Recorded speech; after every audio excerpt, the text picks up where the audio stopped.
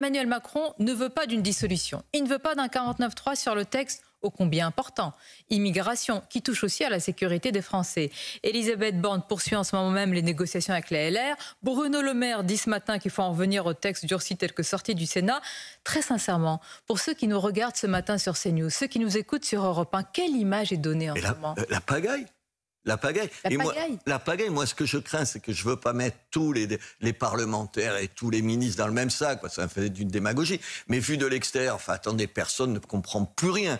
Et essayez de d'expliquer aux téléspectateurs là, qu'est-ce qui va se passer, tout, personne ne comprend. Mais en même temps, attendez, la seule chose, moi, qui m'inquiète, c'est qu'aujourd'hui, on a de vrais problèmes. Et si, paradoxalement, c'est un truc absolument incroyable. L'immigration, c'est ce qui divise le plus la classe politique. Vous avez vu tout ce qu'on peut... Et c'est le truc le plus consensuel chez les Français. C'est-à-dire, c'est un des sujets où, vous avez vu, alors je ne vais pas reprendre les sondages, plus de 70% sur toutes les mesures qui paraissent évidentes. Enfin, attendez, ils ont par exemple refusé un truc. Je vais prendre un exemple pour ne pas en prendre 50. Aujourd'hui, il y avait une proposition de la droite que je trouve intelligente, de temps en temps, les propositions du centre qui le sont aussi, qui disait, si tu si tu menaces ou tu tues un policier ou un gendarme, on t'enlève la nationalité française quand tu as la double nationalité. Sinon, on fait des apatrides. Enfin, attendez, qui peut contester ça ? Qui peut te dire qu'un type, s'il fait ça à un policier, il le menace ou il le tue, non, on ne va pas t'enlever la nationalité française. Mais alors, c'est quoi ? Chacun a des intérêts politiciens, non, de la Macronie. Absolument, il n'y a que ça. C'est des logiques... J'allais dire une grossièreté. C'est des logiques minables de politique. Alors qu'on pourrait s'entendre. Moi, j'ai regretté, par exemple, qu'il n'y ait pas la discussion.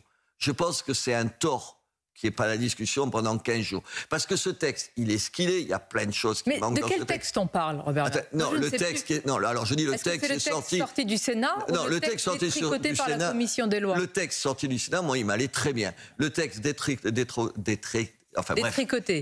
oui. Je vais y arriver, par la commission, beaucoup moins bien. Mais je pense qu'il fallait quand même partir de ça. Moi, je suis d'un pragmatisme total. Tout ce qui avance un petit peu, tout ce qui nous permet de régler quelques problèmes, c'est mieux que rien. Alors pourquoi la motion de rejet ? Vous pensez que certains ont voulu, entre guillemets, le scalp de Gérald Darmanin ? Ils ont voulu lui faire la peau. Oh. Mais enfin, attendez, c'est d'un minable. En plus de vous à moi, dans le gouvernement, s'il fallait faire la peau de quelqu'un, c'est quand même pas de lui que je le ferais. Il y a tout un tas de choses.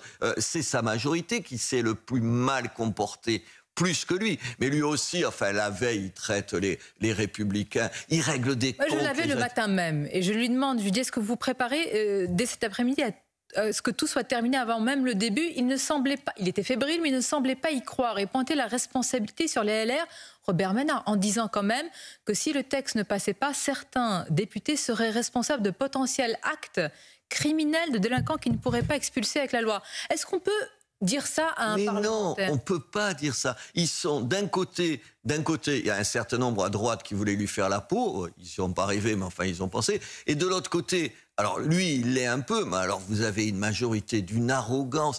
Attendez, je ne peux pas négocier avec vous si je commence par dire tous les torts que je vous fais, et avec des noms d'oiseaux de temps en temps. Évidemment, tu ne te donnes pas les moyens de le faire. Il faut un peu de caresses et pas que des insultes, si on veut négocier. C'est la vie, madame. Demandez aux gens. Si tu vas discuter avec quelqu'un que tu veux trouver un accord, tu te dis quand même, j'y mets un petit peu les formes. Honnêtement, il les a pas mis beaucoup. Donc,